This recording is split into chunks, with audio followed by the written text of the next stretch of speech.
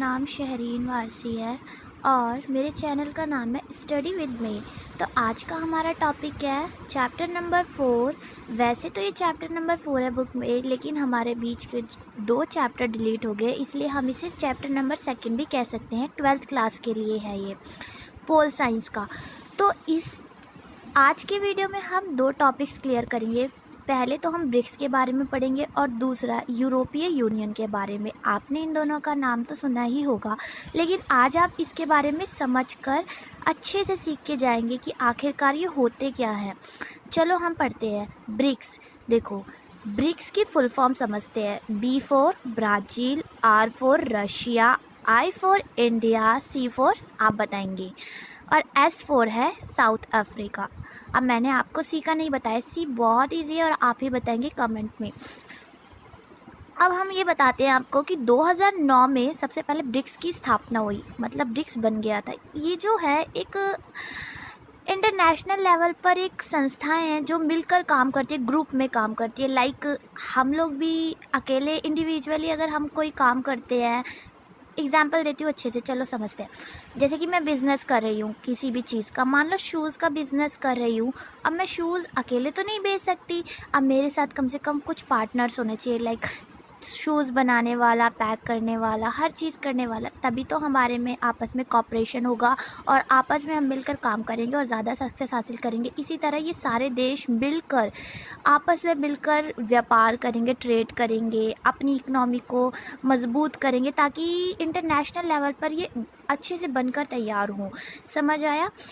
तो अब इसकी कुछ विशेषताएं हैं, जैसे कि मैंने ये ग्रीन वाले में लिखा हुआ है चिट में, आप देख सकते हैं।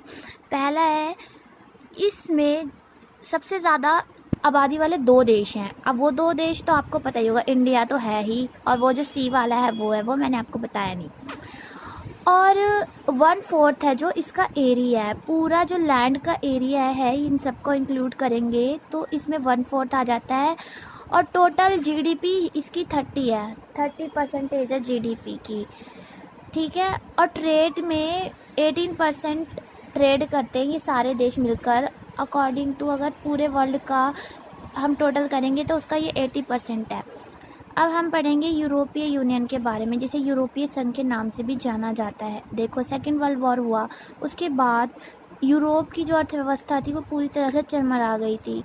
जिन मान्यताओं और व्यवस्थाओं के आधार पर यूरोप का गठन किया था वो पूरी तरह से तहस नहस हो गया। तो इसकी मदद करी अमेरिका ने, कैसे? मार्शल प्लान बनाकर। अब ये मार्शल प्लान समझ लो, ये पेपर में हमेशा आता है, 2 नंबर या 3 नंबर में आता है, MCQ में भी आया था हमारे दोनों प्री बोर्ड में, और हमारा जो लास्ट का बोर्ड था उसमें भी मार्शल प्लान आया था। तो मार्शल प्लान जो है ये अमेरिकी विदेश मंत्री, जिन्हें हम फॉरेन मिनिस्टर के नाम से भी जानते हैं, उनके नाम पर रखा गया था। इसका मतलब था कि अमेरिका जो है वो यूरोप को हेल्प करेगा, उसकी इकोनॉमी को बढ़ाने में, उसकी अर्थव्यवस्था को बढ़ाने में, उसको पैसे के मामले में हेल्प देगा, ताकि जो यूरोप है 2nd वर्ल्ड वॉर की वजह से जितनी भी उसको हानियाँ हुई हैं उसको वो रिकवर कर सके। अब आप पूछेंगे 2nd वर्ल्ड वॉर क्या होता है? चलो आपको मैं ये अगली वीडियो में अच्छे से समझाऊंगी। अगर आपको समझना है तो आप वीडियो को लाइक करें और कमेंट करके भी बताएं।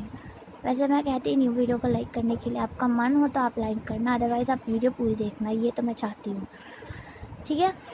तो ये मार्शल प्लान था। अब हम इसकी कुछ विशेषताएं पढ़ लेते हैं। देखो, 1991 में जब हमारा USSR ख़त्म हो गया था, विघटन हो गया था उसका, तो उसकी बाद ये बना था, क्या? यूरोपीय यूनियन, ठीक है। इसका ये आर्थिक सहयोग वाली व्यवस्था से बदलकर ज़्यादातर राजनीतिक रूप लेता गया। अब ये क्या होता है? इसका मतलब है, इसका पहले जो काम था सिर्फ और सिर्फ हमारी अर्थव्यवस्था, मतलब इकोनॉमी को बढ़ाना था, लेकिन अब ये ज़्यादातर ना गवर्नमेंट के मामले में भी इंटरफेयर करने लगा है, और सारे देश आपस में मिलकर, मतलब सरकार से रिलेटेड भी काम करने लग गए हैं। इनकी जो मुद्रा है, करेंसी, उसका नाम यूरो है, जो अमेरिकी डॉलर को टक्कर देती है, और वर्ल्ड ट्रेड में ये बहुत ज़्यादा आगे है और सारे देशों के साथ मिलकर ट्रेड करता है, और अमेरिका से भी ज़्यादा इसने व्यापार किया है। मतलब अमेरिका को टक्कर देता है, अमेरिका तो सबसे बड़ी शक्ति है, उसको टक्कर देता है ये यूरोपीय यूनियन, ठीक है। इसके 2 देश हैं, एक है ब्रिटेन और एक है फ्रांस। ब्रिटेन तो अब हट गया, लेकिन बुक में ब्रिटेन मेंशन है तो इसलिए बता देते हैं। तो ब्रिटेन और फ्रांस दोनों ही स्थायी सदस्य हैं सुरक्षा परिषद की, जैसे परमानेंट मेंबर भी कहते हैं हम यूएनओ का, जो सुरक्षा परिषद है उसका परमानेंट मेंबर है ये। और लेकिन इसमें ना कुछ हानियाँ भी है। पहला हानि ये है कि इन्होंने 2003 में ना अपना एक कॉन्स्टिट्यूशन बनाने का प्रयास किया, लेकिन वो असफल हो गया। ये चाहते थे कि सारे देश मिलकर एक कॉन्स्टिट्यूशन बनाए जिस पे सभी लोग, सारे देश राज़ी हो जाए, लेकिन वो असफल हो गया।